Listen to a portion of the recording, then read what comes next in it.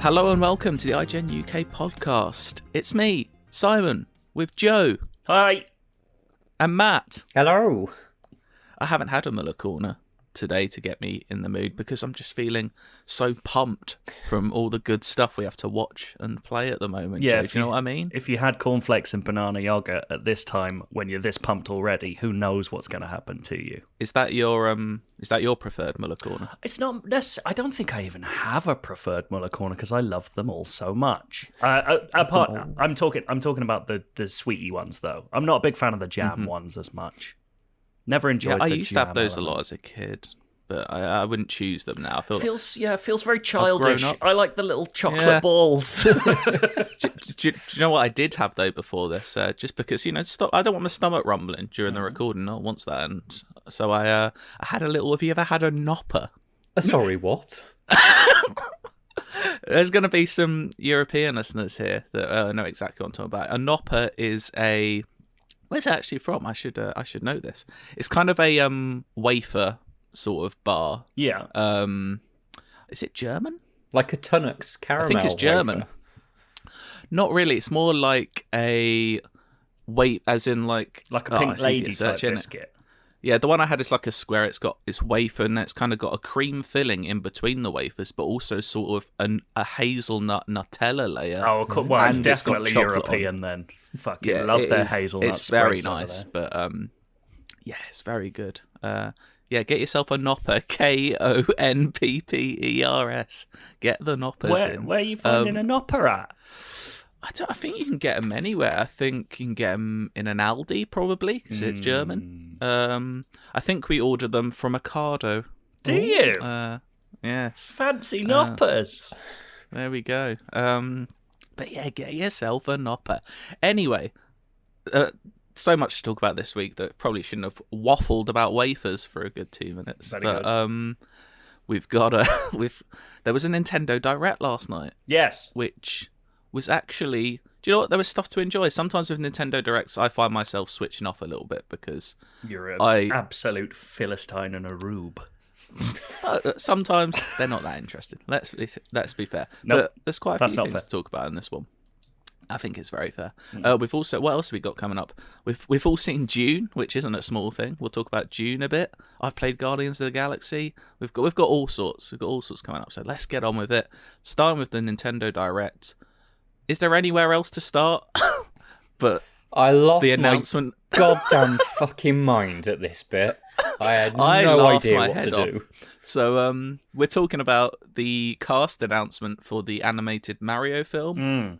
I couldn't stop laughing when they announced this. So if you've somehow missed this news, cast as Mario, we've got Chris Pratt, which people aren't happy with. It's just a mad thing. I will say, I think a lot of people were, I don't know, maybe it's not my place to say, a lot of people are angry it's not an Italian or an Italian-American cast as Mario. Charles Martinet's not got an Italian bone in his body. I think he's been doing that for 30 years.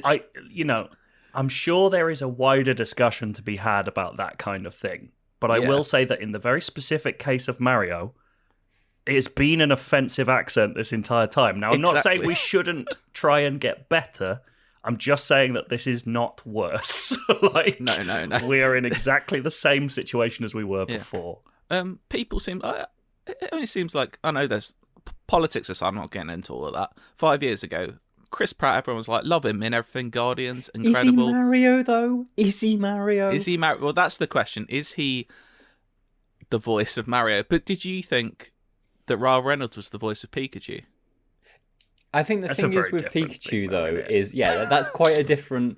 Detective Pikachu's just a silly concept to begin with. Like, I'm not... What, Mario isn't? I don't Mario's hold Mario serious, up. man. I don't hold Mario up as some sort of, like, god of... I'm not a Nintendo kind of person. But, like, the idea of that face and having Chris Pratt's voice come out of it just doesn't work. I do know for what me. you mean. Okay, here's the thing. To me, I am a Nintendo person, and let me preface all of this by saying I couldn't give less of a shit about the Mario movie. I'm not in the Mario games for the story. I'm not sure if you've noticed, it's always the fucking same. But the thing about this casting, to me, they're like, oh, Martinet will show up. So to me, there's a very good case to be made for the plot of this movie is this is a different Mario, and maybe he bumps into the Mario we know or whatever along the way. So going into the Mario-verse. I don't know. I mean, it would be very trendy if we were going into the Mario-verse. Let's be fair. I hope we meet the Mario that went to Vietnam, which is a real thing. This is shell. Maybe that's Chris Pratt's. Maybe Shell-shocked Mario. Yeah. But I think it can work. I mean, I will say the rest of the casting: Charlie Day as Luigi, that works for me. I love it, and I can see Chris Pratt and Charlie Day as a younger older brother combo. I can see that. Then you've got Anna Taylor-Joy as Princess Peach. That works for me. That's good casting. As I was saying earlier, I love the idea of Anya Taylor-Joy playing the fear of Princess Peach as she did in The Witch, like pure guttural existential cosmic horror. I want her to be deeply frightened of Bowser. So at this point I was like, okay, I can get why this cast, these are big names. Then it just got slightly bizarre because the words Keegan Michael Key as Toad appeared on I screen. love it. And Seth Rogen is Donkey Kong, which works. His voice for Donkey Kong absolutely works. That is stunning casting. And you know what's been forgotten amid all of this is that Fred Armisen from Portlandia is playing Cranky Kong. What is that? We just skipped over the fact that Donkey Kong's elderly relative is being played by Fred Armisen. It's just... and Jack Black as Bowser also works. Works for me. I mean, I've never even imagined what Bowser's voice would be like, so he can do it. Go for it. Yep, I think so. Chris Pratt's the only one where you're like, he's normally a very different kind of a guy to what Mario traditionally is. All the other voices, I'm like, go for it. See what you like. Pratt's the only one where I'm like, this seems odd. Like, and I'm sure. Are we saying basically, if they'd swapped Pratt for Danny DeVito, they've nailed it? Is what we're saying. I mean, that would be a very different movie. All I'm saying, DDL, Daniel Day-Lewis, because as everyone, he'd go plumbing for 3.5 years to prepare for the role. He would be dressed right. He could do the moustache. We've seen the moustache in action. Absolutely, and there'll be blood. And I bet DDL could actually do the thing, because you know Mario's moustache is weirdly upside down. Like, I bet he could grow it that way. He definitely could. Sheer force of acting, he could grow an upside down moustache. I wonder if there's two ways this film goes in my head. It's either a very by the numbers, almost like Sonic Mario story. It's like we've got to go rescue Princess Peach story, or B, they go almost the Ready Player One route, and there's karting in there, there's golf, there's all sorts. It goes. I don't know. I want the bonkers way. Just to go for it. I think we're looking at Wreck-It Ralph. I think we're looking at an homage to video games at the same time. They're literally they've already announced Lakitu. I could see that. Oh. Okay, now I'm slightly excited. Do you know what? I'm open-minded about this film. Illumination are genuinely good. Like, they're not palming this off on some like shitbox Are the studio. Minions going to be in it? I hope the Minions aren't fucking anywhere near Mario. Leave him alone. I don't want to see him farting and giggling around Mario. The rabbits? Are they going to make an appearance? Just use like there's loads of things in Mario you could sub in for a minion. There'll be plenty of things. Goombas? Yeah, exactly. Koopa Troopers? Yeah. Do you know what I'm looking for? In the space of 4 minutes or so that we spoke about this film, I'm now fully in. I'm genuinely interested in it. I'm not going to say I'm excited for it because, like I say, I don't care. But I am interested because it's always fun to see Nintendo try and do something weird, and they haven't tried to do this particular brand of weird for a long time. And look how it turned out before. So it will, at the very least, be a fucking mess, which I'm excited about. I can't wait. Silent Joe, that I know you're probably on the other end of the section of, is that you could be very excited for Bayonetta 3. Oh my god, I'm so excited for Bayonetta 3. I've already dug into some fan theories. I'm ready for it. Apparently, people think, 'cause it's a different voice actress to Bayonetta's original first two games, people think, right, get this, that it's a teenage version of Bayonetta who is in fact the young girl that you rescue in an alternate timeline in the first game. And if that's not getting you into why does it, everything have to have a multiverse into or it. timeline? But yeah, it just looks like exactly what I want it to be. I love that it's in Tokyo because they're definitely going to do some mad bullshit with like the Tokyo skyline. I like that now your big powers where you summon demons involve you controlling those demons, because the Bayonetta 2 had a little bit of like, you are controlling a kaiju now. This looks like a step into now you are just fighting as a kaiju for extended periods of time. I'll tell you what I'm missing though, which is in the first two games, the angel enemies are absolutely disgusting. They look like Renaissance architecture, and then you punch their porcelain faces off, and it's just like guts inside. And these guys just look like sort of green blobs. I'm not as into the green blobs. I want to put it out there. I want this to be more gross. Make it more gross, please. You want to punch porcelain. If you're not punching porcelain, you're not having a good time. What substance on earth do you want to punch more than porcelain? Porcelain's up itself. You want to smash porcelain up for being so pretty. Paper mache? I get annoyed by paper mache. It doesn't have a good break, though, does it? And it's also got like wire mesh in it. It's a very annoying substance to work with. Yeah, I think that's a PVA glue. Do you remember how, like, up until the age of 10, you thought PVA glue was going to be in your life all the time? Haven't used it since. No. Yeah, and it's because you don't do Warhammer every day. That's the smell of it. And I don't watch Art Attack. Yeah, I've never played a Bayonetta game. That's absurd. So...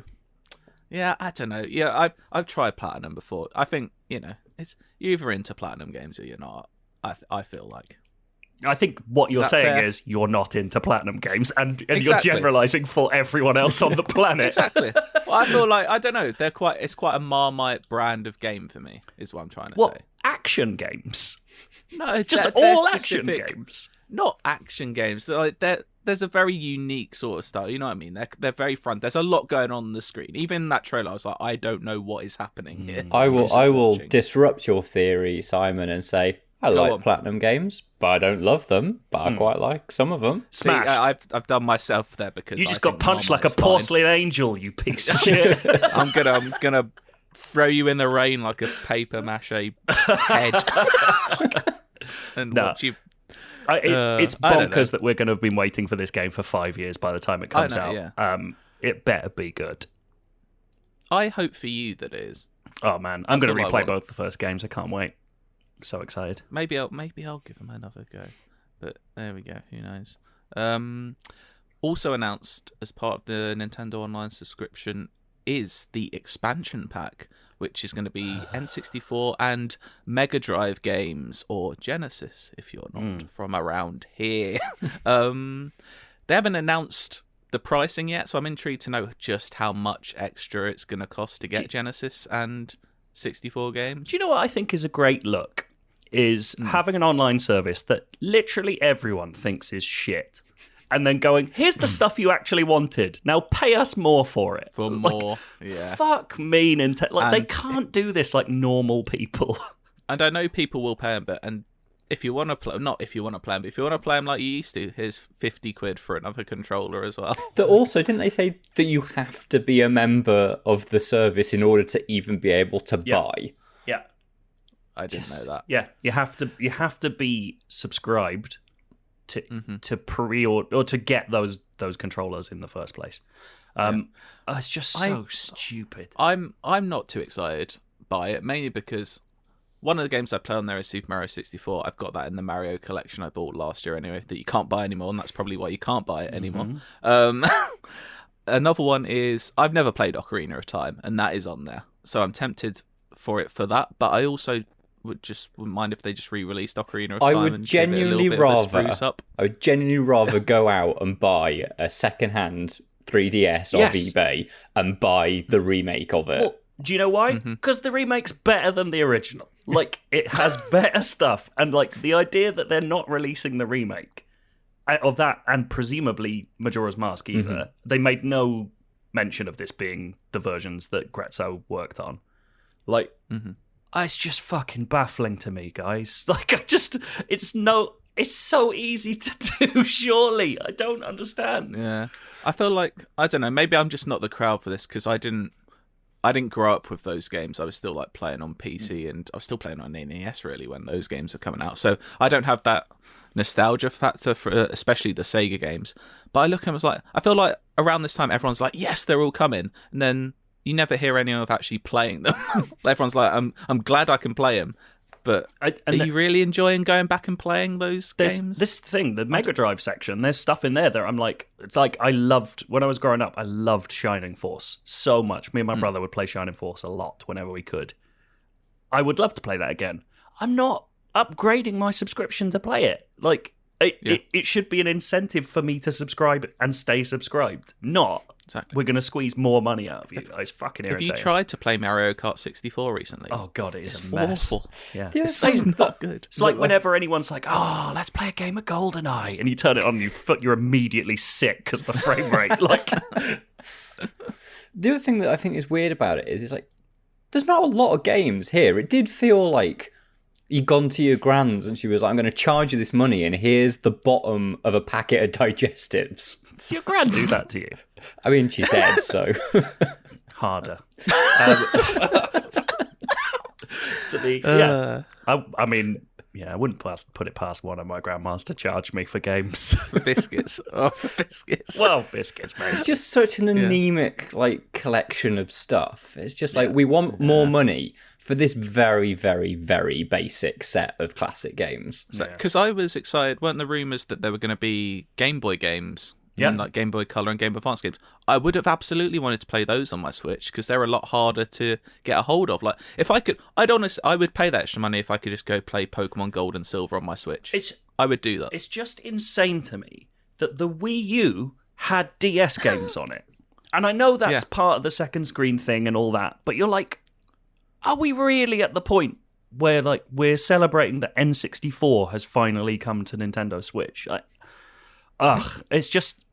They baffle me. They're an infuriating company, aren't they? They're so brilliant, yet so... Yeah, it just feels like there's two halves of Nintendo. There's the people focused on the old stuff and the new stuff, and they have different ideas about how everything should work. It reminds me of like a Tanguy and Dombele. Like, they have all the talent in the world, but they just don't show it often enough, and they can't be asked half the time. There's a relatively niche Spurs reference for 9 people. Or if you want another one, a bit of an Adel Tarapt for any Spurs. I think, wow.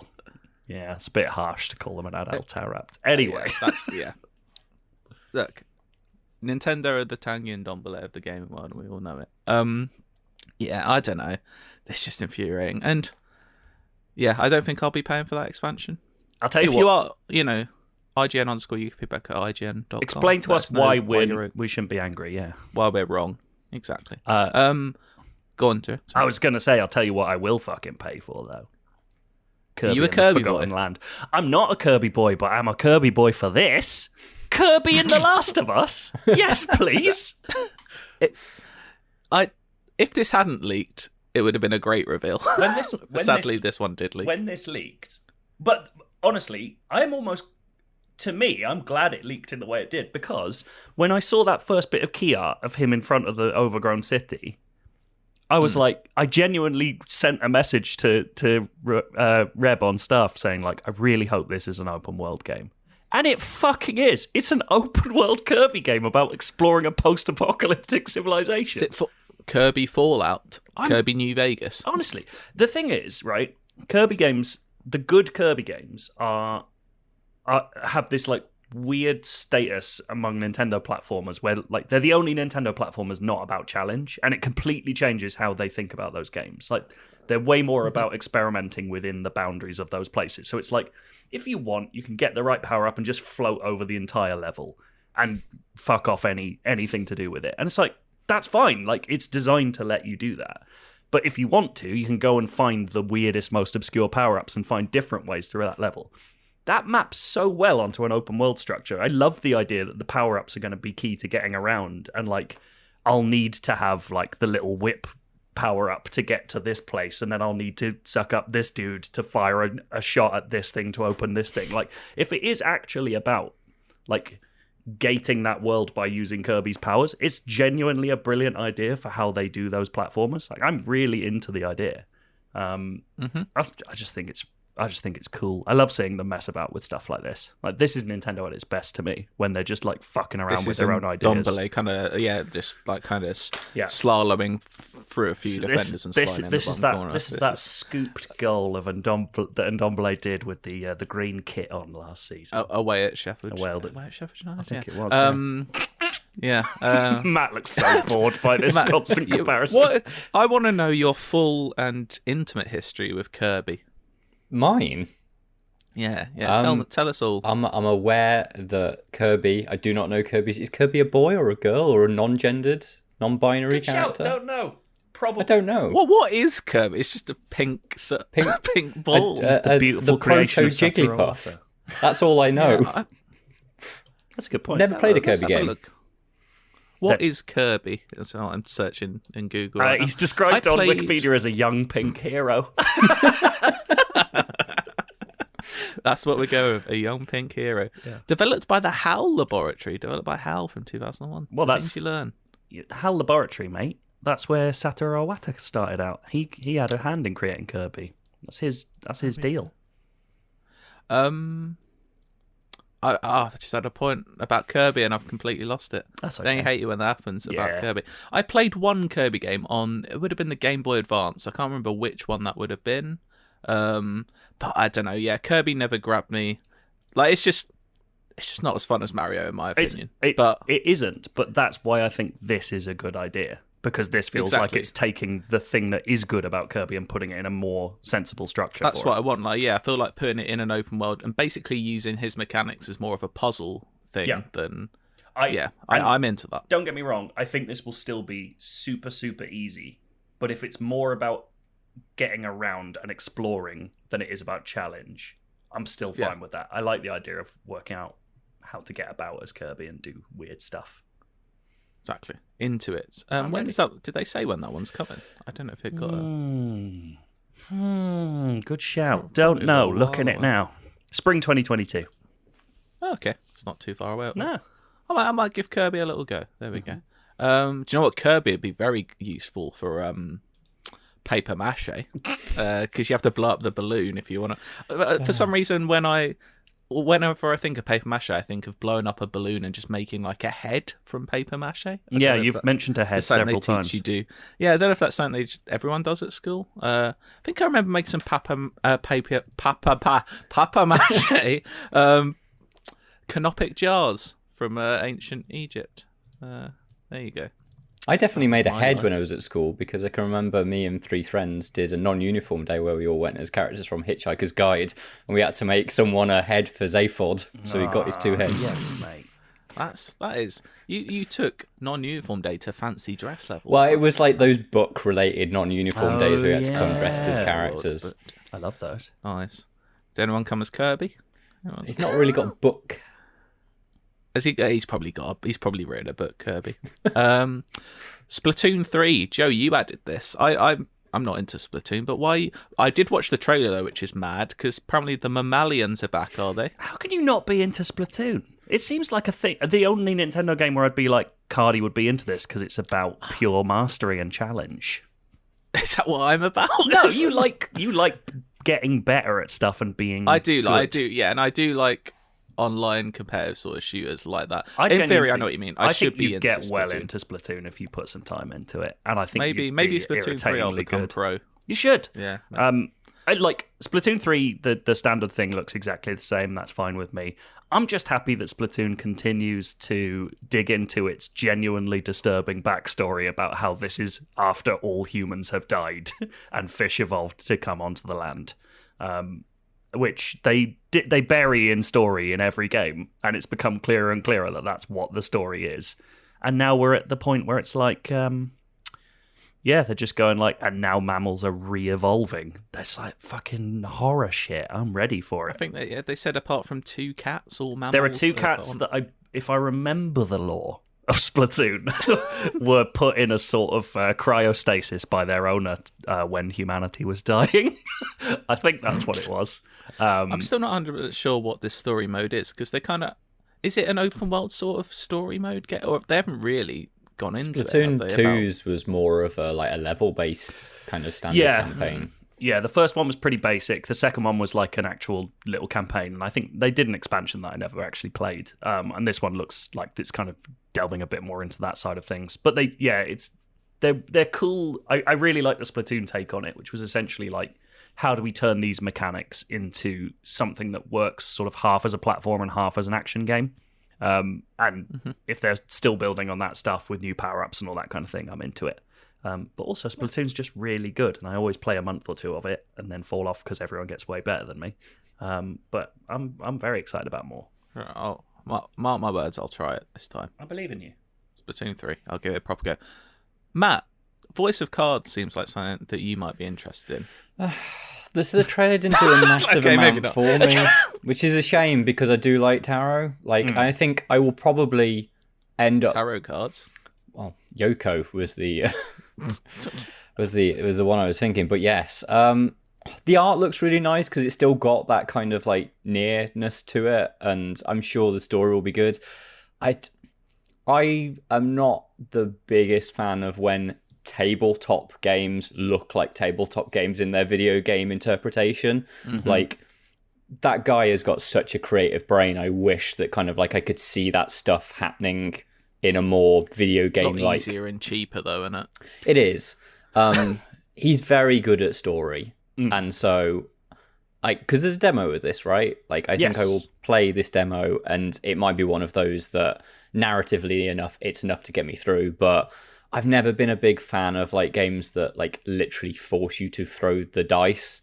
Like, I don't mind it in Disco Elysium when you get the dice indicator, but the idea of like it physically being part of the world, I like video games because they're video games, basically.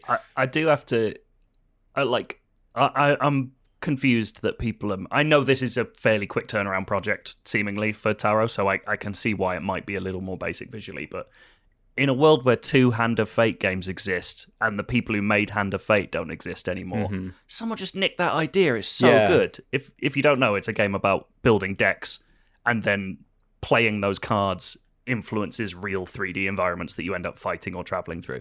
And I just don't understand why, when I'm looking at Voice of Cards, I'm like, wait, so the battles are just 5 cards that shift about and like knock each other? It's like, I just don't care. When you look at what, like, so I think you make a really good example there, Joe, but also kind of like Thronebreaker, a really good RPG that, yes, takes Gwent and does physically use Gwent cards, but spins that into an actual world that you're traveling around. Like, even if it had just got an overworld where I could like see characters interacting, like, I don't know.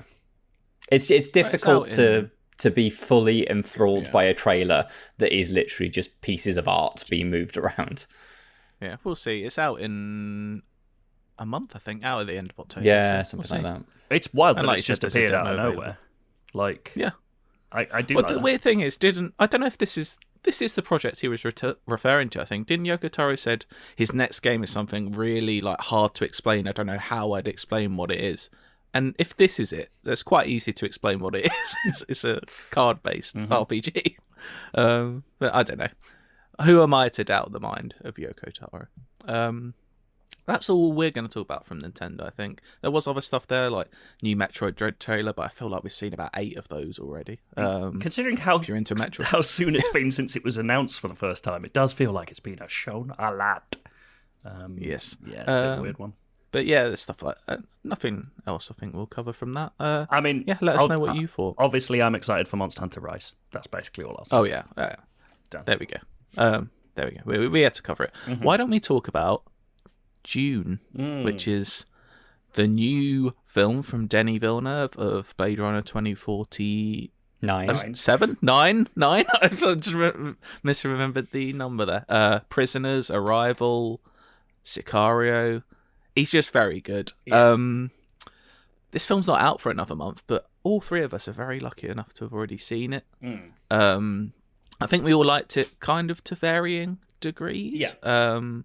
Who wants to go first? You go first because you liked it the most, I think. Okay, yeah. I absolutely loved this film. I thought it was spectacular. I thought it's maybe the loudest film I've ever seen in a cinema. Yeah. I don't know if it's because I think the cinema itself was just very loud, but just Hans Zimmer on this score is having an absolute blast. Hans Zimmer's gone for it. He's gone full Johnny Greenwood. He's just like it's just noise. Like I think you said straight afterwards, like the soundtrack has almost no melodies. It's just like yelping. Yeah, and I love it for it. Like I think it suits it so well. But I like because Zimmer's. You can quite often just listen to a Zimmer score and just go, oh, it's a Zimmer score. Like, he's got all of the signature motifs that he does. This is like nothing I've ever heard him compose before. And, I love if anybody doesn't know what Dune is, it's set on a desert planet, which is very, it's a big, oppressive sci-fi. And I think it's a soundtrack that meets that kind of oppressive nature, like, really, really well. It's, like you said, it's kind of got that almost There Will Be Blood sort of... just constant like drone, but even louder. It's got lots of chanting. It's got lots of bagpipes. That's got the only melody. It's even got kind of in the entire film is bagpipes, which is the least melodic musical instrument in the world. So it's got weird. It's almost got people whose voices are like didgeridoos at times, with the way they speak, and it's also got the only little. It's almost sometimes in the battle theme. Got little bits of his Wonder Woman, like a little bit of that in it as well. It's just an incredible score, and I thought it was an incredible film. I will preface, and I know this is what's going to be the crux, I think, of especially Joe's. I don't want to say disappointment, but maybe things he didn't like so much about the film, is that it is very much a part one. Yeah. And I think you have to go into this film prepared with that, because if you're expecting a full story here, you're not going to get it. I think it does have personally, I think it has a good endpoint. I feel like there's a big narrative beat with the main character, Timothée Chalamet's Paul, which I think is a big signifying moment for that character. And I will also preface this by saying I've never watched Dune before. I've never read the books before. So this is the first time I've seen the full Dune story. I kind of knew rough beats before. So not knowing what happens next, it didn't feel too an unnatural place for it to stop for me. But I just loved it. The sense of scale of this film is unbelievable. I don't think I've seen like spaceships and just planets and machines and just creatures. Just the sense of scale is unbelievable. Like, I know it's the wanky thing to say, but do watch this film in a cinema. If the first time you watch this film is on like an iPad, it won't work. So I will start with my positive side of stuff, which is the scale and the visual element of it is what I love the most. Like, just, those bits in Arrival where you see like those long shots of the alien craft sitting across different bits of Earth. Like, that's like a quarter of this movie, and it's fucking brilliant. Like, I love seeing all these weirdly designed ships. Like, some of it looks straight Destiny. Some of it looks like, I think, Matt, you brought up like some of the Giga-esque elements that might have been in the Jodorowsky Dune. And like, there is so much visual stuff to just salivate over. And I think particularly the first half of the film is what I enjoyed the most. And like, it matches this, because Dune starts with quite a lot of sort of fairly quiet, like, political intrigue. Like, it's kind of setting up who these different forces are, what their relationships to each other would be, and then this like absent emperor figure who definitely has something to do with the rest of the plot. And it could be quite self-contained. So the way Villeneuve gets your interest is by just every so often, there's a honking great fucking spaceship that comes down. You're like, yes, please. That is the best way to show like how far-reaching the power of these different houses are within the Dune universe. To me, I did go in knowing that this was a part one, and I don't feel like it lives up to... I don't feel like it doesn't feel like a finished movie to me. Like, not in it's unfinished... It feels like it just stops, in my opinion. And, like, I think the second half slows down a lot, and then you expect that slowdown to be in service of maybe a pacier ending, and it just doesn't get there. And I kind of came out of it just being like, I almost wish I had just waited several more years so I could watch both parts together. Like, it just didn't satisfy me story-wise. So I got all the Villeneuve like spectacle I wanted, and it has so much and more of what like Blade Runner and Arrival promise about his vision of a sci-fi universe. But yeah, in terms of like what I got out of that tale, I just didn't feel like it got there for me.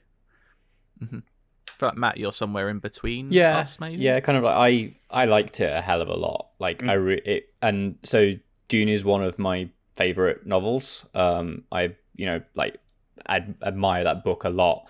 It was really nice to finally get like what I thought that book looks like on screen, which is something that I think if you feel similarly about the book, you might have watched these trailers and thought it doesn't look quite what I thought it would.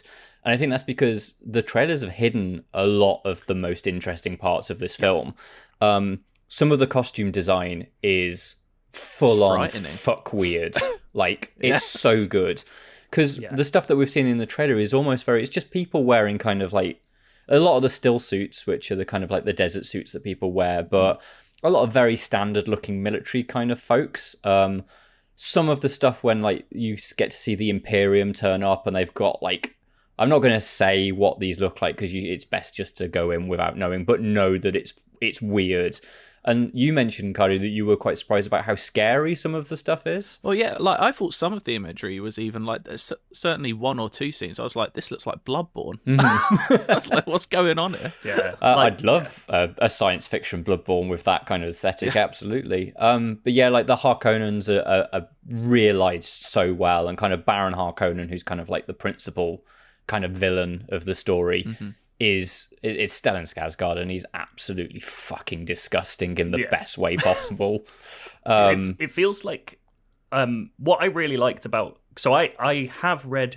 Well, no, I've listened to some of Dune, and then I really hated the audiobook adaptation I was listening to, so I stopped.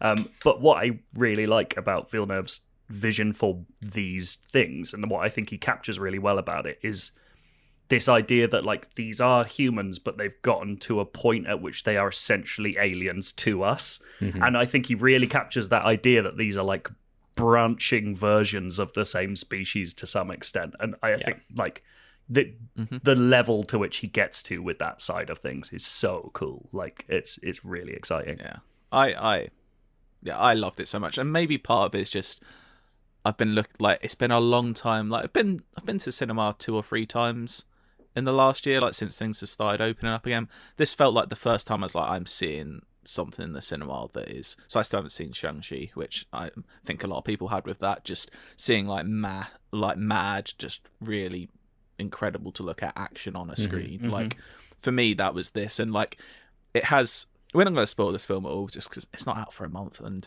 we'll probably revisit it in a month when other people have seen it, and maybe do a little bit of spoiler chat. But my surprise, people, there's a battle scene in this film. But one way to always get me, and my spine will always tingle, if you have a scene where someone leads people towards some opposing troops and just like shouts and charges and runs at them. That will always get my spine tingle, and it has one of those. So I was sold from that point on. Yeah, very Ride the Rohirrim kind of element to that. I just thought all the actors were brilliant. Like, I'm not the world's biggest Jason Momoa fan. He's really good in this. I think like this is his perfect role. He's kind of like a big brother sort of role to Timothée Chalamet, who's also brilliant. I like Timothée Chalamet a lot, and I don't know, because I don't have the preconceptions of what the character Paul is like. I've only ever seen him as what's his name from Twin Peaks? Carl McLachlan, which does... Yeah. I feel like there is a certain amount of finding a modern day kind of slight Carl McLachlan element to that casting. But Timothée Chalamet works because he's kind of like, he can play that, like he looks quite young. I know he is quite young, but he looks very young. I will say, I thought Timothée Chalamet was boring as fuck in that role. I think he looks right. I thought the performance was very dull. It didn't anchor it for me. It's not a dialogue heavy film, to be quite fair. There's not a lot for a film that's 2.5 hours at least. It's not a lot of dialogue. Yeah. It's because there's too many spaceships to look at, which is great. Bagpipes and spaceships. Yeah. That is what the tagline should be. Yeah, I loved it.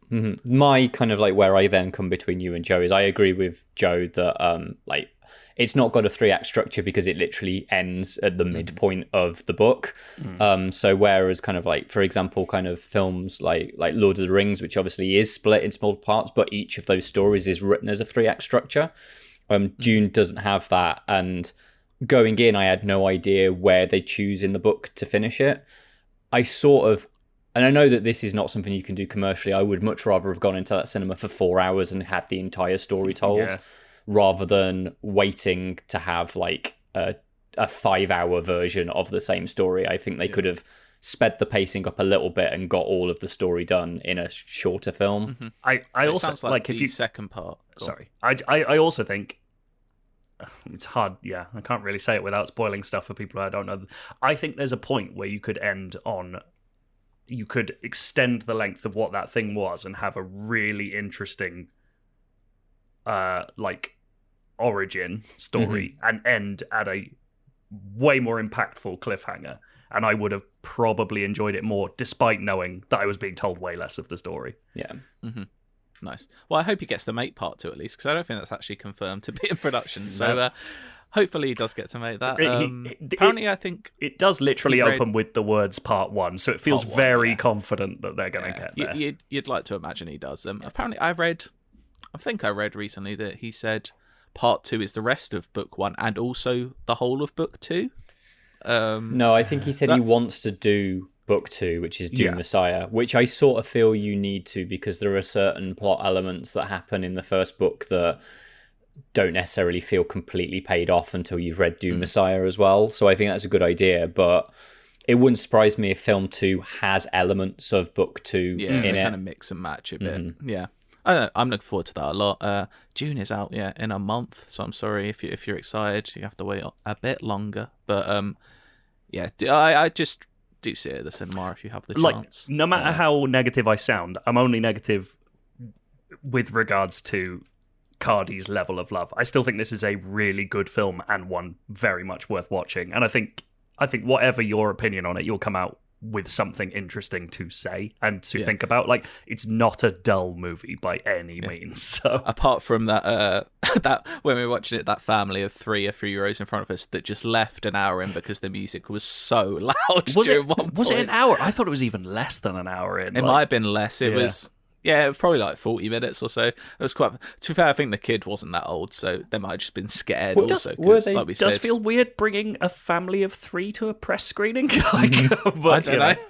Also, was it definitely because of the music? Were they doing something that indicated they didn't like the sound? Or? I don't know. It was during the very loud bit they left. So I've just it's funny in my head if it was because it was too loud. It may be because there was some quite just frightening imagery for like an 10-year-old or something. I don't know, but I thought it was brilliant. We'll talk more about it. Do you know what else we've been doing this week? Well, I didn't actually. I did it last week or the week before. I can't remember now. I got to play an hour and a half of Marvel's Guardians of the Galaxy, the upcoming game from Eidos Montreal, makers of Deus Ex, of course, and the Thief remake. They didn't do the original Thief, did they? No. Well, I mean, they didn't do the original Deus Ex. If we're talking about the Adam Jensen, the newer. Ones, and Shadow of the Tomb Raider. Which is unfortunate because that one wasn't very good. Yeah. But this game pleasantly surprised me from the time spent with it. So I was quite lukewarm on Guardians of the Galaxy when they first revealed it. It wasn't quite sitting right with me. It's a lot better game to play than to watch, as most games are. But what surprised me was just how complex it is. Like, it's not a simple game to play. Like, I compared it in my preview to Final Fantasy VII Remake, in as much as you're kind of juggling a lot of characters as well as controlling one. Like, it's not like Final Fantasy VII where you can physically just switch to Tifa or Aerith if you want to. You'll always just be controlling Star-Lord in this game, but you can, if you want Groot to tie down some enemies, you can tell him to do that. Like, all those abilities are on the cooldown.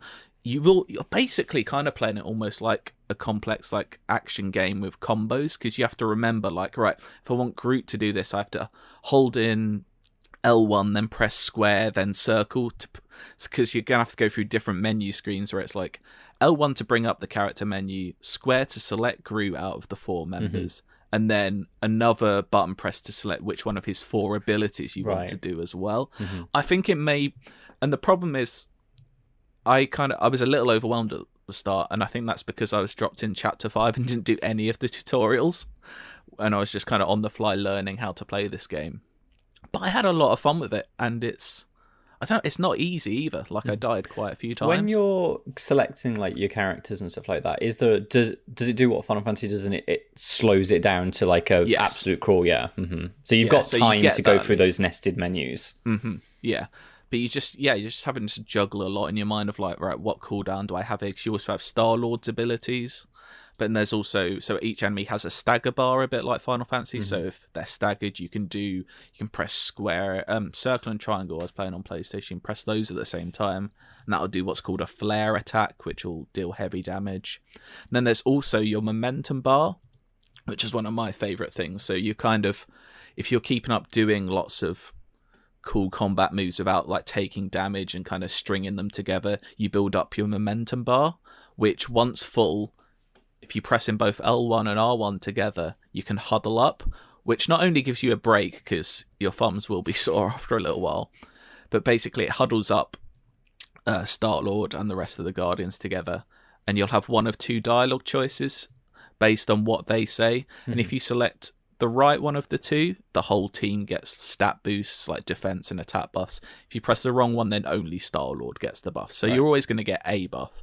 But then the best thing about that is, once you come out of that huddle screen, just a random 80s song from his playlist starts soundtracking the fight for the rest of the fight, and it's just very good. Like, I had, like, you've got more obvious ones, like, I don't know, like the final countdown, that's just fun. But also I had like Everyone's a Winner by Hot Chocolate, which is just very fun to fight while that's playing. Like, I feel like they've got the tone right. I've seen a lot of people a bit critical of like, it's not the Guardians from the MCU. It's like, this argument I don't want them. Fuck off. Oh, it's just such a case of like, these are comics characters and they're drawn differently in every single comic they're in. Yeah. It's like, get over yourself. I know the MCU is the most popular thing, but these are based on characters, not movies. Get over yourself. I was really liking the tone. Like, I think like Groot, Drax and Rocket are quite similar to the MCU ones, but there's not really a lot you can do with those characters. They're kind of set in stone how they're going to look and sound. Gamora is not really like the MCU Gamora. She's almost a little bit more bratty in a way, a bit younger than the Gamora. And Star-Lord, I feel like he's, from the bit I played anyway, he's a bit less of a doofus than Chris Pratt. Star-Lord is a bit more in control. Yeah. That's definitely the comics. The comics version is a lot more like accomplished, and it's a little bit more like Cap than than the MCU one. But the bit I enjoyed as well is that it's not all action. I was on the Milano, the Guardian ship, and it has a little bit of Mass Effect to it as well, where I was kind of just walking around the ship in between missions, talking to, like, I talked to Rocket about, like, he was telling, like, it was actually, like, quite a nice scene where he was saying, like, how he hates the Kree because they ripped him apart and rebuilt him. And I met a llama. A llama? Which was just on the ship. A purple llama with orange hair was just on the ship. Yeah. I'm sure there's a backstory to find out for that. Yeah, I'm sure there's a mission to do with that at some point. But I was very pleasantly surprised. I don't think it's going to be, like a 10 out of 10 game. But I don't know. I was just, maybe because I was stung by Avengers despite playing about 200 hours of that game. I feel like off the back of Avengers, people are fearful that this will be a similar thing. It's a completely different studio making. It's a completely different sort of game. It's a single player story campaign game. I don't know. I'm just very hopeful now after playing it. Yeah, I liked. I watched through your preview of it. I really like the look of some of the like slightly more Mass Effect-y stuff. But I get the impression it's kind of like it's got a little bit of Mass Effect, but the game grated onto it it's not a shooter, right? It's an action game, and it's got that kind of. It's not as slick as Platinum from what I can see, but it's verging more into that sort of game than it is a third-person shooter. Because your primary attacks are Star-Lord's pistols, but you're not aiming. It's not a shooter. You just press L2 and it will lock onto an enemy. There's no real like shooting skill to it. Yeah, it's much more of a action game and juggling all those different aspects of it. Those Mass Effect dialogue options as well remind me less of, like, they obviously remind me of Mass Effect in how they're presented and that kind of thing, but they remind me more in what they've talked about of Tales from the Borderlands, where it's more about like choose the punchline to this joke rather than make a giant narrative interestingly, decision. I didn't really have space to put this in my preview, but there was a bit, and I can't remember what. There was a thing in the top right corner that said like, "Oh, Gamora," to the effect of "Gamora will remember that" or something like that. So yeah, it's interesting you mentioned that.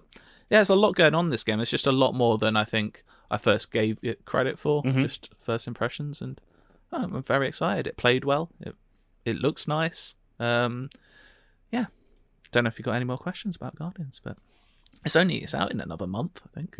I'm quite looking forward to it. I mean, good studio. Like, it's a shame that kind of like they can't make the games that I want them to make anymore, because I really, really want the end part of that Deus Ex trilogy, but I'm probably never going to get that.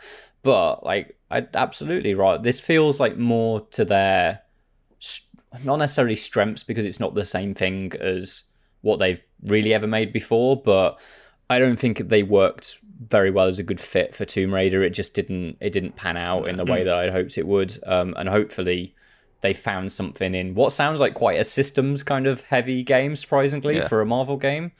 Hopefully there's like that combat system, I hope, kind of blossoms and shines over the time as you presumably upgrade your characters and get them new skills and stuff like that. Yeah, you've got there's perks, and you can unlock new abilities by finding components around the world, and there's a lot to it, and there's a lot of talent in that studio, so I hope it turns out well in the end. Joe, me and you have both been playing a little bit of FIFA 22 because if you have EA Access, you have a 10-hour trial until the game's actually out. But we're not really going to talk about the main game. Joe, you just want to touch on the insane intro to this game. Which you skipped, which means you've missed one of the most extravagant showings of wealth in games that I've ever seen.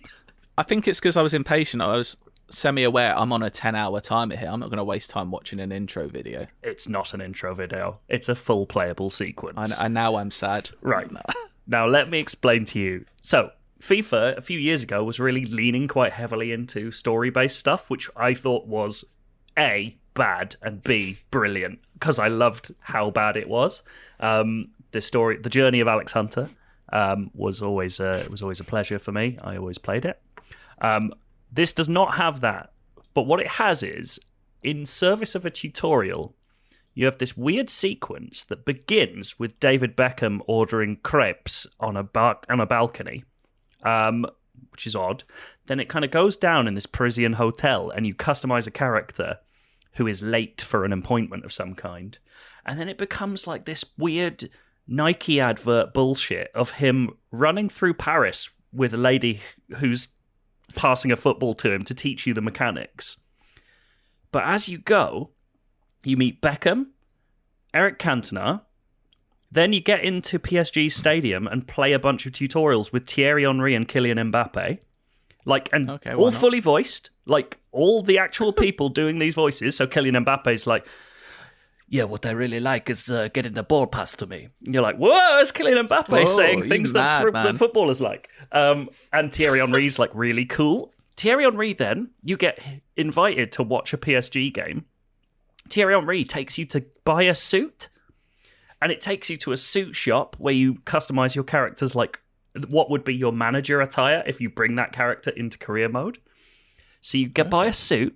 Then you go to PSG to watch the match, and for no fucking reason, Anthony Joshua, the boxer, and Lewis Hamilton are there. So, like, they're not even footballers. They're not in the game.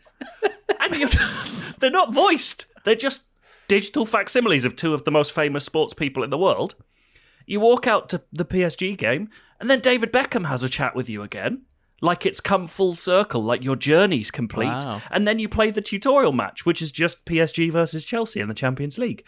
It's fucking bonkers, and there's no reason for it at all, other than FIFA is so wealthy now that they can just go, we got Lewis Hamilton into a laser scanning facility for no reason. We just did it for fun.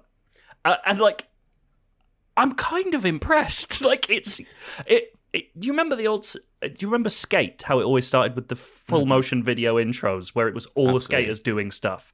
It feels like the most FIFA version of that thing. It's absolutely insane. I cannot believe I might have to find a way. There must be a way in the menu to like replay that sequence or something. I'm gonna have to find a way to. It's just so weird. To do that. Like Eric Cantona's in it for about 4 seconds.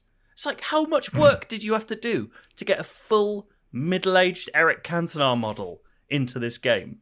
I've never seen anything like it. I think it's hilarious. It's just so weird.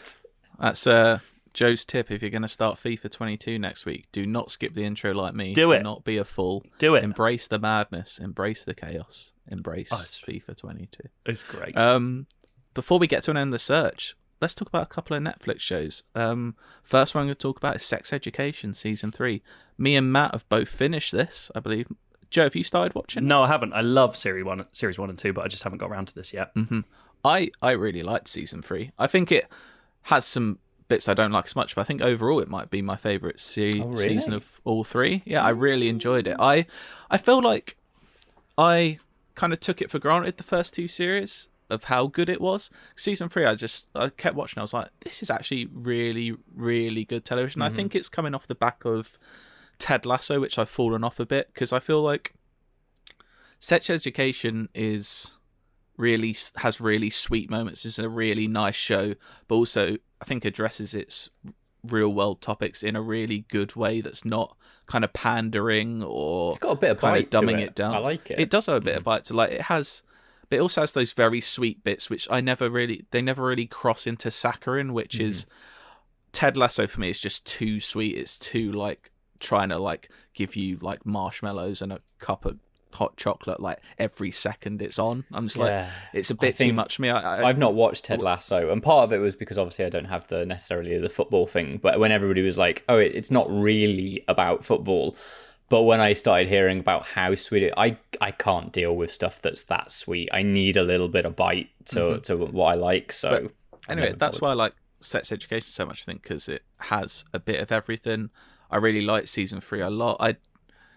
I think we both have maybe the same issue as the villain in quotation marks, the headmistress in this series. It's just a bit like one-dimensional, a bit like, why are you evil? I don't know what's going on here. It's weird, right? So for anybody that kind of doesn't know the rough overview of this season, kind of like at the end of Season 2, there is a change in the leadership at the school that Sex Education is set at, and this new character, Hope, is essentially a lift of Dolores Umbridge from Harry Potter and the Order of the Phoenix, to the point where like some of the punishments she hands out are so in the realm of fantasy that it doesn't fit a show that is otherwise reasonably kind of grounded in what the school itself is very much an American high school in Wales, is it? Fucking Sex Education is set. And there's obviously a lot of kind of things that make sure that it can never be dated, because like the televisions are all from the 1960s, the cars are from the 70s. Yeah, everybody's got iPhones. But this kind of element that the new head teacher does feels like it's just from kind of like a kid's horror book in the terms of things that she gets people to do as punishment, which I think is a bit weird. They do kind of have like, they flesh her out in like the very last few episodes where she has more character development. Doesn't really that stuff feels why she's the way she is, though. I don't know. Yeah, I don't know. She is quite an odd character, but I don't think it detracts from the fact that. So I've found it like I've mentioned this before, but I've had a real tough time like just sitting and watching television recently. It's like my attention span isn't there. I've been watching like 2 or 3 episodes of this a day. I can't get enough of it, and now it's over. I think it came out last Friday. I think I had it done by like Sunday morning. Like, I watched like 3 or 4 episodes a day and just got it. Like it's such compelling characters and like really well thought out plot lines and like that tackles good and interesting themes that are especially kind of relevant today. Like I think it does all of that very well, but just while being constantly compelling. Like you feel for these characters and you want to know how they resolve their situations that aren't always, yes, the title is Sex Education, but there's a lot of interpersonal kind of interesting stuff that's beyond the kind of like surface. I think it's great. It all. And if you haven't watched any of it, you've got a treat. You've got 3 whole seasons to get through, and it's all good stuff. One more thing I want to point out on Netflix. Some people may have already seen it. They may have seen it on the main menu, been like, "What the hell is this?" Squid Game is a Korean TV show that is fantastic. I'm only 2 episodes in. I think there's 9 episodes in total, but I'm loving it. I don't want to spoil it really, but from the trailer you'll be able to tell it's kind of got that almost macabre battle royale sort of setup. Is it the Hunger Games or like battle royale set in Takeshi's castle? Because that's what I get out of it. Kind of. So it's kind of sinister in that way. It's like this in the first episode. Like the first challenge these people have to do is they're based on kind of schoolyard kids games, which is kind of the twist on it. It's set in Korea, obviously. It's available in Korean and English. I'd watch it in Korean with subtitles if I were you, because that's the way it should be watched, in my opinion. It's kind of got that sort of Parasite tone to it, where it's funny, but it's also dark and it's also tense. It's doing everything, and it's at its core about you're kind of following this man who's down on his luck, kind of hugely in debt, and basically ends up in this building with like 455 other people, I think it is. And it's basically, if you get through the 6 rounds of this game, you can win the jackpot, which is like it's like billions of won, which is a lot of money. It's a lot of money. But the twist is, if you don't pass these rounds, it's not going to end well for you. There's a macabre twist to it. And it's just, I'm only 2 episodes in, but I just want to watch more. Like it's got its hooks in me. And I'm kind of a sucker for that sort of like, almost like a Running Man sort of like game show-esque, like just with a murderous twist sort of thing. It looks great. And it's got like a really, you say, that kind of schoolyard kind of visual style to it, with like weird kind of mannequins, and it's so colourful at times as well. Like it's got incredible cinematography, and it just looks beautiful as well. Like, yeah, I can't recommend Squid Game enough if you haven't checked out Squid Game yet. And you may be wondering, why the hell is it called Squid Game? They kind of explain that in the first minute of it, so mystery solved there. But, unlike, I think if you guys watch Brand New Cherry Flavour, something which I have no idea why that show's fucking called that. I watched the first 4 episodes and I haven't watched the rest because I thought to myself, you know what? I don't think this is very good. I enjoyed it, but I kind of understand that. You did at least reach the most disgusting scene I've ever seen on TV. Yes. If you want to know, watch episode 4 of Brand New Cherry Flavour, just towards the end. There's a scene. Fucking hell. Did either of you watch Alice in Borderland? No, but that's another one that looked kind of wild. Yeah. People did recommend this to me after I said I like this. It's extremely similar in sound to Squid Game, but like, I really enjoyed it. Like, it's kind of trash, but like good trash.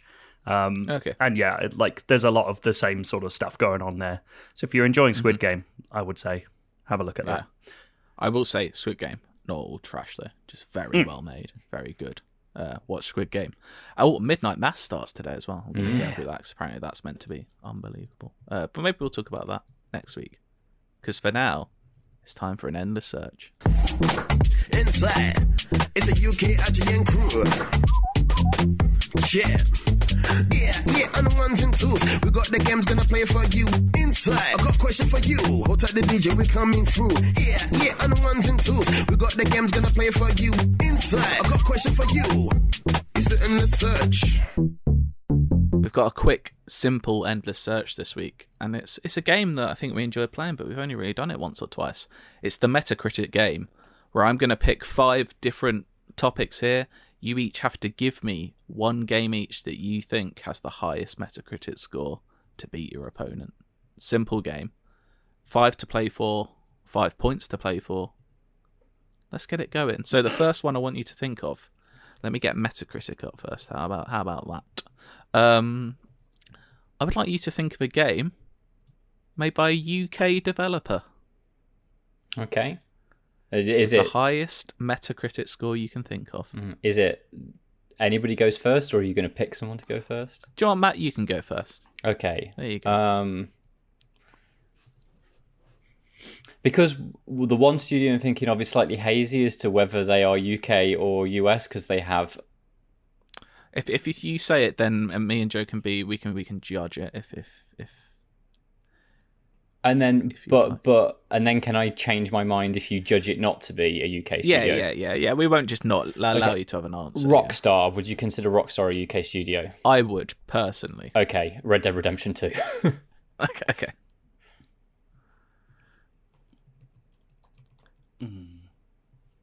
So, right.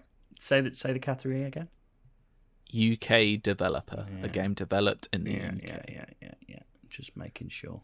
I mean, that is a strong one, to be fair. Yeah, it's absolute bollocks, to be honest. Who has made... Is there any other studio that can contest? What if I said... Go on. Oh, I don't even know if it'll be on Metacritic. DMA Design GTA 3. Sorry? DMA Design, because they're...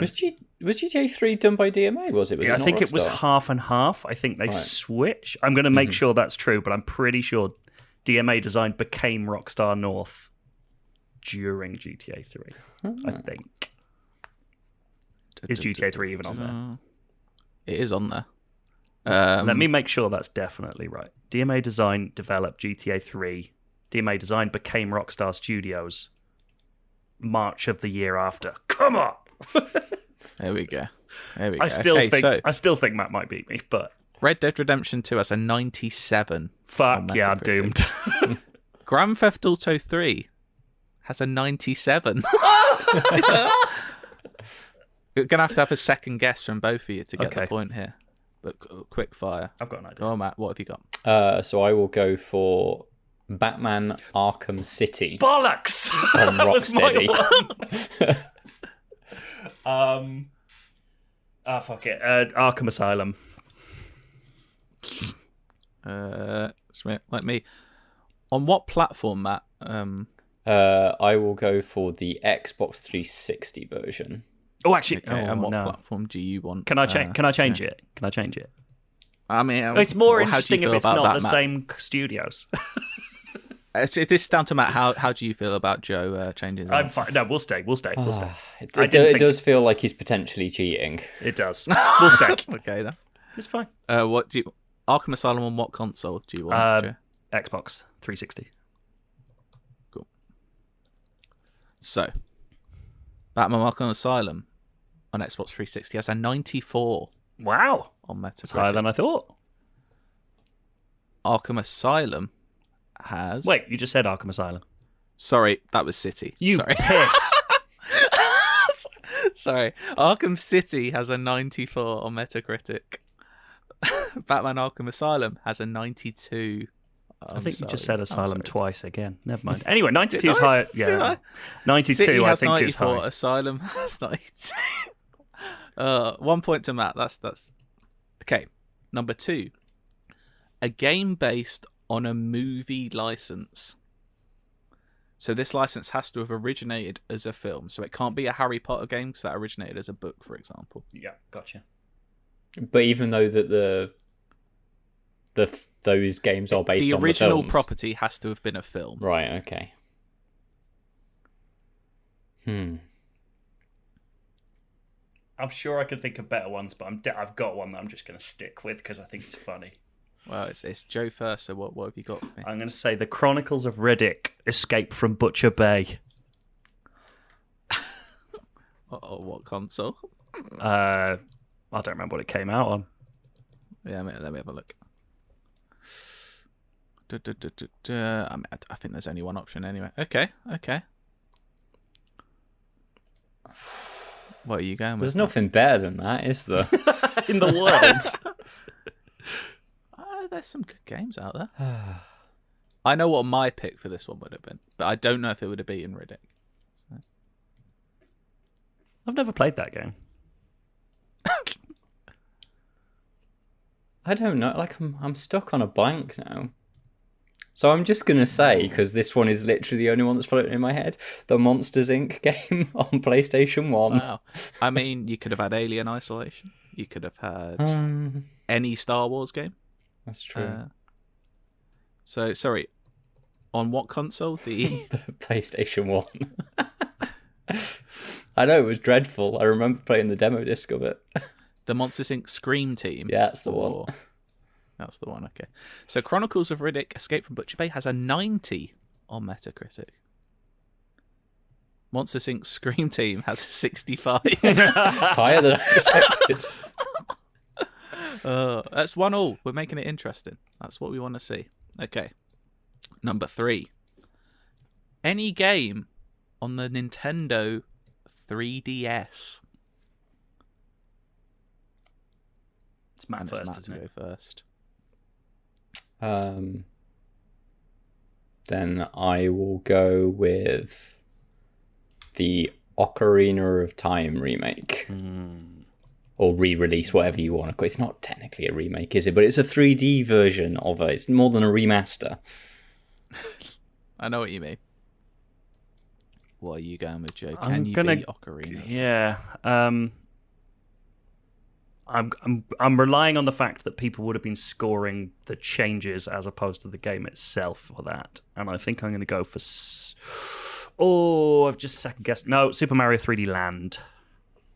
You're going with Super Mario 3D Land. So I can tell you, Ocarina of Time 3D is the title, which I'll allow. It's a 94 on Metacritic. Big. Super Mario 3D Land is a 90. I will say, Matt, there you had the top one. There was no beating. That's Really? Ocarina of Time. Number 2 was Fire Emblem Awakening with 92. So couldn't have been beaten. It was a great shout there. 2-1 to Matt with 2 to play. Number 4, a game published by Bethesda. Okay. Lot to choose from there. Just gonna go Skyrim. Which version? There's about 50. PC. Skyrim on PC. I may have made a mistake there. No, I'm sticking with it. Matt, what This is Metacritic by the critic score, isn't it? Yeah. I'm tossing up between 2, but I'm going to go for Dishonored 2. Dishonored. I thought you were going to go New Vegas. No, too many bugs in New Vegas. The other one that I was thinking of was Doom 2016. Yeah. They're the two, I think, that are very highly critically scored, but Dishonored, I think, will snatch it. So, Skyrim on PC, a 94 on Metacritic.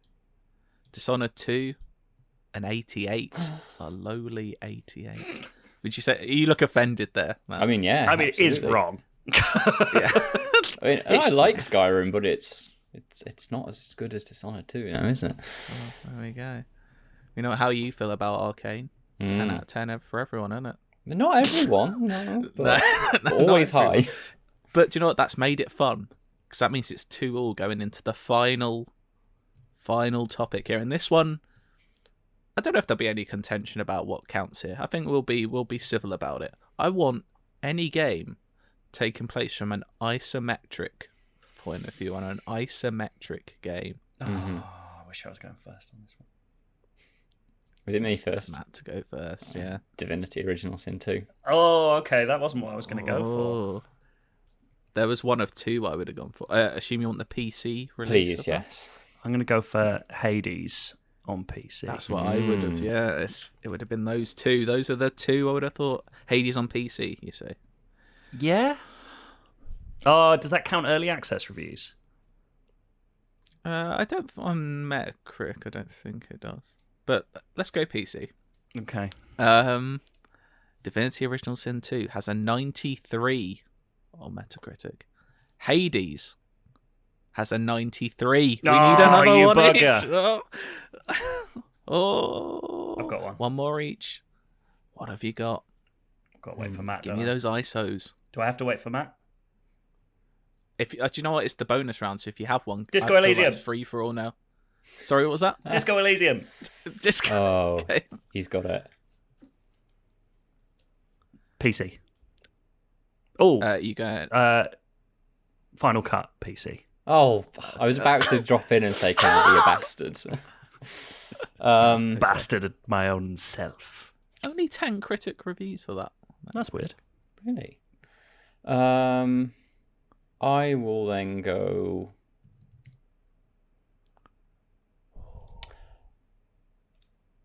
for Transistor. Oh, it won't be sticking better with than the, Disco, but it will still have a decent score. For what console? Do the PlayStation 4 version. Okay. That's the worst one you could have picked. But it wouldn't matter either way. I think you know that. Deep down, you know that this doesn't matter. Disco Elysium, the final cut, has a 97 on Big Metacritic. time. Transistor, 83. It's still a good game, though. Still a very good game. That means Joe does take it. A well-fought game there. That's a big game. Tight. It was good. Two bonus rounds we had there. But very good stuff. Monsters Inc. Monsters Inc. Scream 2 was it was a shout. We'll just leave it there. It was a shout. You never. I really wanted someone to say Peter Jackson's King Kong because that's the first game that always comes to mind for me when I think of a movie game. Let's go, like I said, with some feedback. I think you've got the first one, Matt. I got this one in from Dale Hall, who says, "Hi, IGN UK. Big fan. Listened for the last 300 podcasts. Dang. And never missed an episode. What a dedicated soul." Yeah, good on you. Well done. Thank you. Also, Joe's moustache doesn't get enough appreciation. It's a fine moustache. Thank you so much. I agree, and I think the recent Glasses edition has really just brought the whole face together. Yeah, as I've said on Twitter, I am the embodiment of the Groucho Marx emoji now. I'm very happy about it. Anyway, I don't know if it's just me in my old age. 32 feels old these days. I'm also 32. Me Do not too. feel old. I feel very young. I am not. I feel old because of the Glasses edition. So, yeah, with you. Anyway, but I feel like with games, yes, they are improving graphically, and the player himself has improved so much, but the one thing that never improves is the AI. Before I continue, I know this isn't a simple solution, but it's just something that I feel the industry needs to work on. A prime example of my point is Assassin's Creed games. The newest version is good, but if I enjoy it, but if I want to stealth or fight an enemy, I feel like the AI is exactly the same as it was in the first Assassin's Creed's mindless patterns. You alert them by mistake, and they go to the exact area, find nothing, and then revert back to the same pattern. I feel all stealth games are the same, and this brings me to Deathloop. I'm around 10 hours in, and don't get me wrong, it's a brilliant game, but the AI is nothing special. Early on, I went to a mansion and did a desk pop in error, and the whole mansion was alerted as expected, but all they did was get to the sound fastest as possible, and I had around 15 to 20 enemies run at me, and to be honest, it was a bit of a bloodbath. This doesn't improve, and even if they had a difficult mode, I feel all it would do is give them more damage. I feel what's evolved in games itself is the player itself. We have so many ways to kill our enemies, but the NPC enemies are still frustratingly plain and not very diverse in most games. That's why Deathloop is genius, as we can get invade mechanics, and it feels different when a player comes in. It's very exciting. I personally think it's time to move away from improving frame rates and graphics. Games look great now. It's time for the game developers to focus on changing how we play and making NPCs cleverer. I want Free Guy. Now, if you think I'm wrong, if you think I'm wrong, that's fine. But it'd be good to know what you think. Any games you think NPCs are better? Any games you recommend? My friend said Devil May Cry 5 has good AI, so I may try this. Also, finally, playing Slay the Spire. What a game! Good RTS, respect the sea. So Matt, I'm going to let you fill this one because I know you, for the last maybe week or so you've had to kind of with gritted teeth watch people talk about AI in games. Yeah, so I think in regards to Deathloop, particularly, we'll start there. Is that Arcane, obviously previously made Dishonored, has a very different form of stealth AI. The company is very clearly capable of developing more advanced AI than is in Deathloop. So the answer is quite clearly there's a reason why that AI is not in Deathloop. And I think when you think about the way that Deathloop is played, it's a game about revisiting the same areas over and over again, and kind of like, you know, the way that time loop works. The idea of having to contend with like really high level AI on such a frequent basis would probably not like work for that game. I think like it's a game about like getting places very quickly and dipping in and out of areas, and the idea of elongating that by making everything like a very, very sort of like high level stealth encounter probably doesn't necessarily work for the game design. Also, the world design, these aren't guards, these are drunks. Like, the entire game is full of drunk idiots, and you can see that as the game goes on. In the morning, the enemy AI is actually slightly more alert than it is in the evening once they're all fucking pissed off their faces. Like, you can see, like, the way, like, more enemies stand around at night than they do in the day. Like, they move around more in the day. And at night, they're all kind of, like, around, like, yeah, all right, mate. So there's kind of, like, a world-building element to it as well. But, like, it's definitely more simple.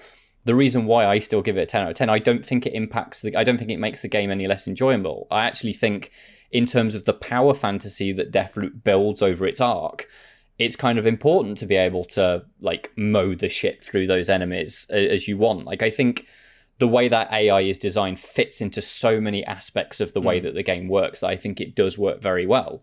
If we move out to like other stealth games, there has definitely been an escalation in the way that AIs work, escalation systems in particular. If you're interested in this, I really recommend there's the Game Maker's Toolkit. They did a series on stealth called Fairly Sure Stealth School, which has a segment on about how like modern stealth games have an escalation system where I think Metal Gear Solid does this, like 5, where kind of like if you start killing people, then enemies will start literally putting on body armor and helmets so that they're a little bit more difficult to get. And Watch Dogs does this as well, has an escalation system where they'll go from enemies will punch you if they find you, but the more you start shifting around that stealth system, they'll start to pull guns out and stuff like that, the way all of that system works. So stealth systems are more advanced than they used to be, but ultimately stealth has to be slightly dumber than you think it is, because stealth games are very much about observing enemy paths and learning them, and if they are too complicated, then it is very difficult for a player to overcome the enemy AI. And that's what stealth games are about outsmarting it. So they sort of have to be dumber to allow you to be smart. I thought Danny O'Dwyer put it really succinctly in a way I liked on Twitter, which was basically they're part of the orchestra. Like they're a note to a wider game. They're not just a thing in and of themselves. And I think Dale kind of like... Totally to Dale's credit, like I think this is a totally fair point, but I think you kind of solve your own point there by bringing up Juliana, because that is the wild card piece of like non-AI. You could ruin everything you've got to by having this person enter your game. That feels to me like the piece of like the exception that proves the rule of you know how AI works in this game. The Visionaries as well also offer that, because each of the Visionaries is their own kind of thing. Like Igor is, you know, he uses ether, and it's very much about trying to outsmart that invisibility, either using nullifier fields or, you know, just understanding how his path moves around that area. Like Charlie, because he's got shift as well, becomes a lot more unpredictable than the other enemies. There is, I think, it's kind of like Deathloop in so many ways has to be judged slightly differently to its kind of contemporaries and peers because of the way it uses all its components slightly differently. I do agree, though, in the wider kind of landscape that I still think like the original Halo set like a really good bar for first-person shooter AI. I very rarely see games that use AI in the same way that Halo does. It's the most game critic thing, but Fear. The original Fear has brilliant enemy AI. Like it's the only thing people still talk about that game for. But the way those enemies work together and move around you and try and use the space in the same way you might use the space is really notable. And I think Halo does a similar thing where it feels like enemies understand the area around them to a similar extent as you do. Yeah, the thing I love about... Sorry, Cardi. No, I had it recently with playing through all the Gears for the first time. Like Gears 4 and 5, I was noticing that a lot. Like Gears is it's a cover shooter. It's all about taking cover. But almost every single enemy in that game is trying to get you out of cover, which like they know what they're trying to do. They either have the weapons, is it the drop shot, I think it is, that tries to force you out of cover, or they'll literally just run at you, so you have to get out of cover. Like I feel like stealth is so hard, isn't it? Like designing stealth AI is such a delicate balancing act, as you've spoken about. The other thing is with Deathloop is it's not like Dishonored, where Dishonored's enemy AI is designed to be a stealth game. Deathloop is very much a case of it's equal parts first-person shooter to stealth game, and it has to be very, very open for you to playing them both ways, whereas, yes, you can be quite violent in Dishonored, but generally it kind of is a stealth game to be played as a stealth game. That AI needs to be functioned as both first-person shooter, AI, and stealth. So there's almost certainly something's going to give, and as we say, like in the Grand Orchestra. But yeah, kind of like there's not a huge amount of enemy variety in Deathloop, which I think when you look at games like Halo where they use enemy variety to work alongside AI. So in Halo, elites are the people that cause the grunts to kind of move in unison. And when you kill elites, the grunts start to panic because they don't have leadership anymore. And the way all of those different enemy types fit together, that's a huge AI thing that I love, that I never see in games like Call of Duty, which I'd like to see COD do that. I mean, one of the best AI I've fought against recently, and this game gets a lot of plaudits for almost everything apart from its gameplay, because the story and everything was so good, in my opinion. Obviously not to everyone's taste, but Last of Us Part 2 enemy AI was incredible. Like, that is some of the most tense combat, and especially the stealth sequences in that game. Like, that is some of the most intelligent AI I've come across in a stealth game, I think. What I will say, I totally agree with Dale on, is I would love to see people using next-gen hardware to do AI and NPC-related stuff over quality and frame rate. Like, we heard so much in the run-up to these things from developers being like, it's not just going to give us the power to load things quicker and make bigger places, it's going to let us make smarter systems. And we haven't seen that yet. And I know that's something that takes a lot longer to get right. But that is where I want to see, I want to see a version of Watch Dogs Legion essentially taken to the level I feel it should have been, because they have way more power to do it with, that kind of thing. Yeah. I would also like to credit Dale for using the phrase desk pop, which is from Other Guys, and I had forgotten until that moment. That is a really funny phrase to just chuck into a thing about Deathloop. Good chat about AI. Thank you for the email, Dale. I've got one here from Brendan. He says, "Hi team, hello from down under and the beautiful state of Western Australia, where we have managed to stay essentially COVID-free for these last 2 years while the rest of the world burned. Sorry for you lot. Hooray for us, I guess." Well, I wouldn't say it like that. It was a horrible time. Matt's review score for Deathloop got me thinking. Have you ever come to regret a score? I don't think this is as pointed at you as it sounds, Matt. If you ever come to regret a score you gave after seeing other reviews of that game, I don't mean by subjecting yourselves to the IGN comment section, more like if you read another review that has made you revisit your own experience of the game. Having read the IGN review alongside divergent reviews like the Ars Technica review, it got me wondering. Both interesting and thoughtful takes with entirely different conclusions. Cheers and respect the sea. We aren't a total paradise down here. We usually lose 1 or 2 poor buggers to a great white each year. Brendan from Perth. I don't think I've ever had like a full on I got that completely wrong. I've maybe in hindsight at 6 months or a year later gone, I could have given that 1 more point, or I could have given that 1 less point. Like, I don't think I've ever given something like a 9 or a 10 and been like, that's a 5, isn't it? Yeah. This sounds mad, but I remember I gave Fire Emblem Awakening like a 9 in O&M, when actually once I properly got like everything in it, you just go like, oh, that's better than a 9. This should be one of our top rated ever games, which is a small potatoes, but when you're working within a magazine that focuses on one format, it feels way bigger. I think more interesting to me is when you get those diverging things, because you come out of a review, if you've done it properly, you come out completely convinced in your argument for that thing, and to you that's a definitive take. Obviously everyone has opinions, people are going to diverge, but the one that really sticks in my mind was Journey to the Savage Planet, which was a game I really enjoyed the idea of and just didn't enjoy the reality of. And I felt like my review, I felt really comfortable with, I've broken this down exactly how I feel it lets itself down. And then on reviews day, just saw positive review after positive review and was like, you do end up, it's not the, I certainly don't regret that score. I think I said it right. But it is amazing to see people who come out of the same game, especially a game where it's like, go from here to here, there's not much difference. To see them come out with completely different things is always fascinating. I kind of had that a little bit with Mario Golf earlier this year, which I gave it a 6, I think. A lot of people were giving it like 8s and stuff. I was like, but I just realised from reading their reviews and reading mine, it's like, oh, we're just looking for different things from this game, really. Mm-hmm. Like, you get that, especially a game like that offers lots of different modes and stuff like that. But yeah, like straight up, I don't know. I'm not going to bring up specific examples where I was like, oh, it's an 8 and not a 9, but I don't know. Yeah, it's just a rudimentary number anyway. Yeah, I think like you're right. And some people see things and others don't. Like, for me, kind of like as someone who obviously really like Deathloop enough to give it a 10 and still be very convinced that it's 10. Like now, 55 hours later, like. I've read the Ars Technica review. I've read other things. Like, it's just clear they don't see what I do, and everybody's got different perspectives.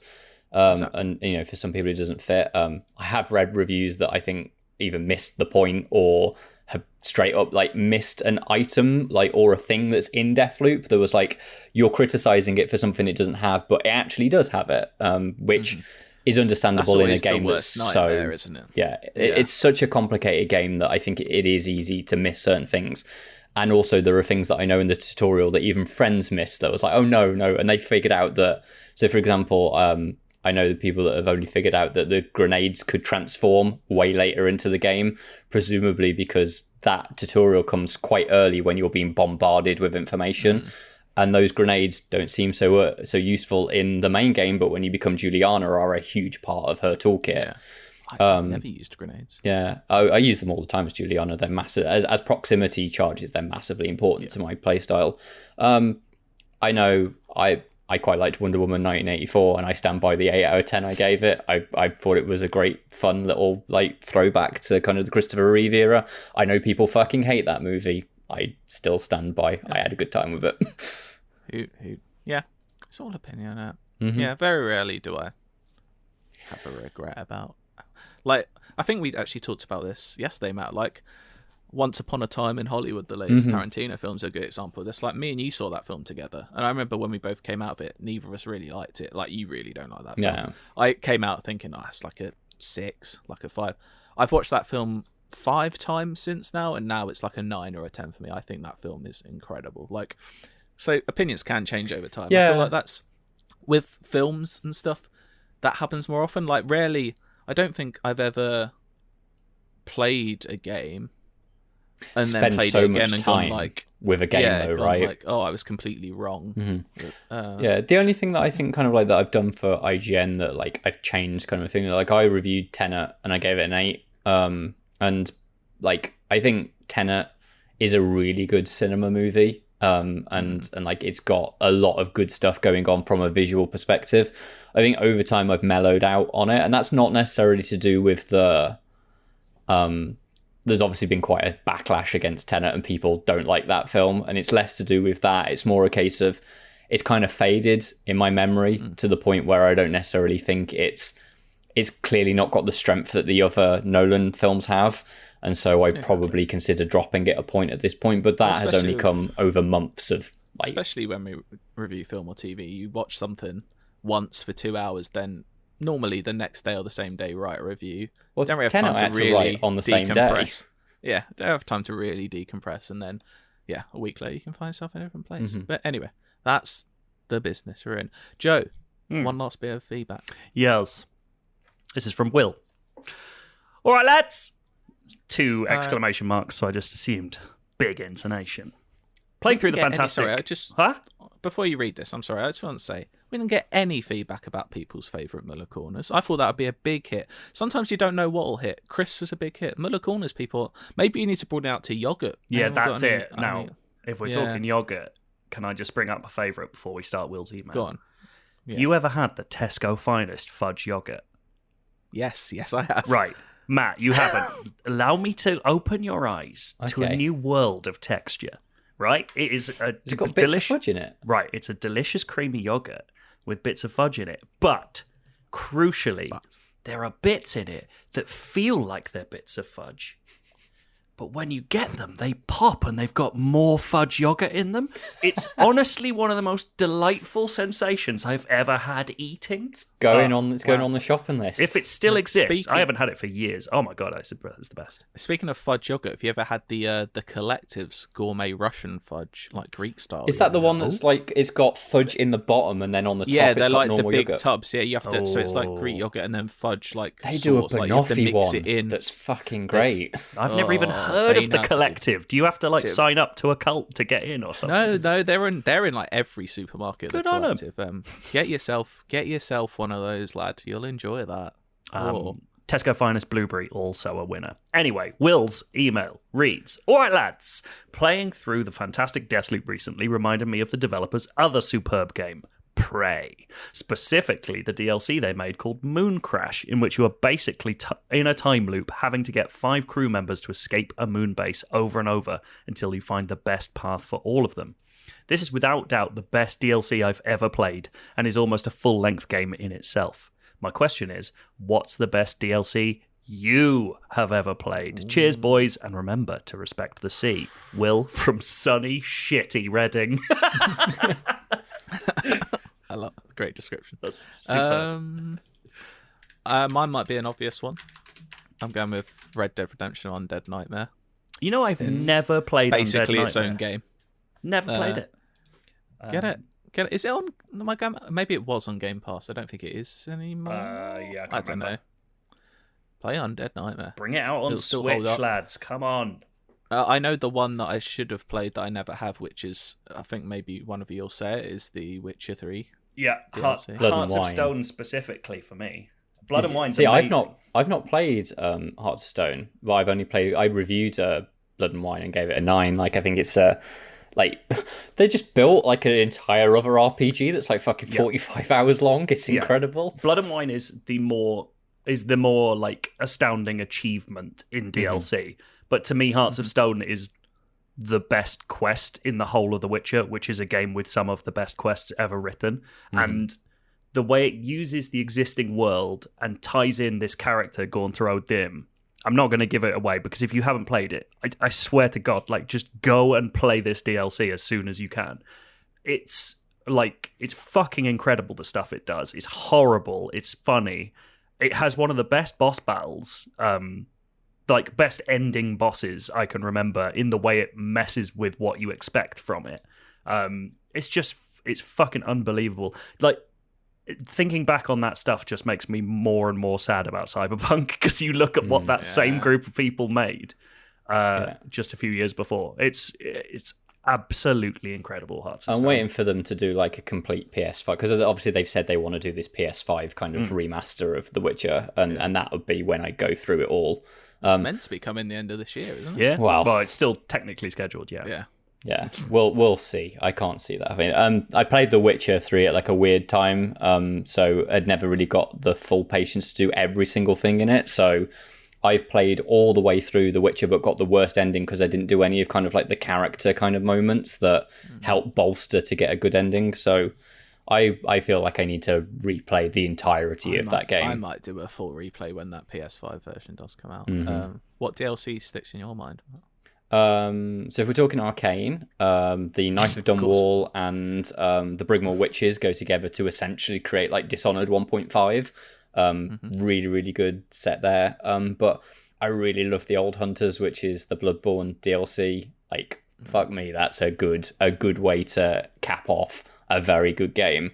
It's kind of got this like you get all of these prototype versions of the weapons that you've used in the main game. So I used my character's main weapon was the threaded cane, which is like a walking stick that when you tap it, it turns into a whip, and you get kind of like the prototype version of that, which is just this horrendously huge rusty flail that like you throw out, and it takes forever to kind of like reach its full kind of length, and then slowly brings itself together, and you can see kind of like all the gore between the little kind of links of it, and like all of these kind of big horrible, I think it's called the whirligig, which is like a giant stick with a huge circular saw on the end that quite clearly isn't bolted in properly, and there's just sparks all over the place.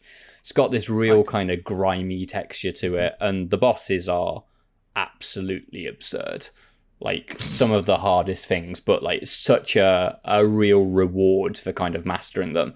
It does feel kind of like the kind of like, you know, when you kind of win a race and then you get to do like your final kind of circuit just to kind of like fist bump. Like, it feels like the golden loop after having proven that you can play Bloodborne. You get all of this, and it's like, it's such a good way to finish that game.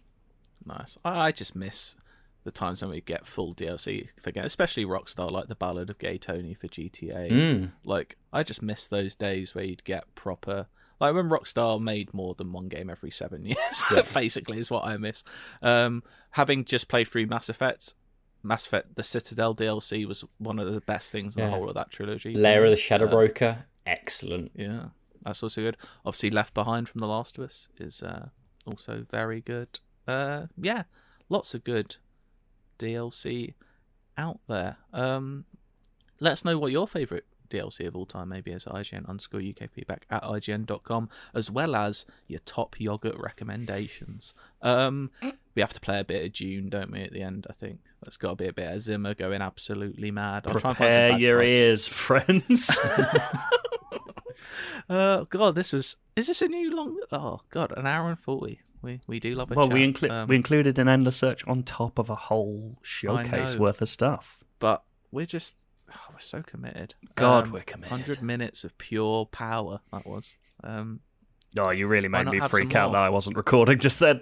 It's fine. Oh, Jesus Christ. Right, let's have some Zimmer going mental. Goodbye. Enjoy yourself. See ya.